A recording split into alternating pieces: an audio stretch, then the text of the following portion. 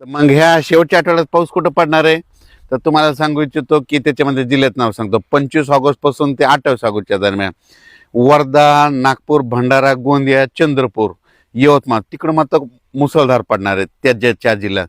पण त्याच्यानंतर तेच पाऊस काय होणार आहे पुन्हा आपल्याकडे येणार आहे. तर मग त्याच्यानंतर काय होणार आहे, वाशिम जिल्ह्यात एक चांगला पडणार आहे, हिंगोली जिल्ह्यात एक चांगला पडणार आहे, अकोला जिल्ह्यात पडणार आहे, अमरावती जिल्ह्यात पडणार आहे, बुलढाणा जिल्ह्यात पडणार आहे, परभणी जिल्ह्यात देखील असणार आहे, नांदेड जिल्ह्यात देखील असणार आहे, इकडे बीडकडे देखील असणार आहे, जालना जिल्ह्यात देखील असणार आहे, जळगाव जामोद देखील घाटाच्या खाली पडेल. त्याच्यानंतर इकडं पैठण नेवासा, कोपरगाव, शिर्डी, संभाजीनगर, फुलंब्री, कन्नड ह्या परिसरामध्ये राहणार आहे. म्हणून हे लक्षात यायचं म्हणजे ह्या 25 ऑगस्ट ते 28 दरम्यान दरम्यान सर्वत्र नाही पण ह्या जिल्ह्यामध्ये पाऊस असणार आहे म्हणून अंदाज त्यांच्याच पिकासाठी योगदान ठरणार आहे. कारण की स्वाती नक्षत्र आहे, स्वाती नक्षत्रातला पाऊसनं पिकाचा निवाडा करत असतो.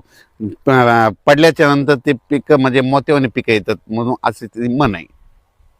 उदाहरणार्थ सांगतो, परभणी जिल्ह्यामध्ये 849 गाव आहेत.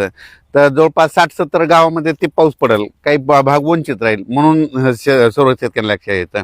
म्हणजे जिल्ह्याचा जर अंदाज सांगितलं तर जिल्ह्यात सर्वदूर पाऊस पडत नसतो.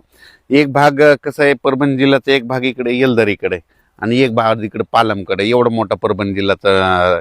म्हणून काय होतं, अंदाज ऐकत वेळेस शेतकऱ्यांनी योग्य म्हणजे लक्षात घ्यावं की जिल्ह्यात सांगितलं तर सर्व जिल्ह्यात पडत नाही. ज्यावेळेस सर्वदूर म्हणतो त्यावेळेस सर्वदूर पडतो, पण हे पाऊस आहे ना ते विखुरलेल्या स्वरूपाचाच आहे.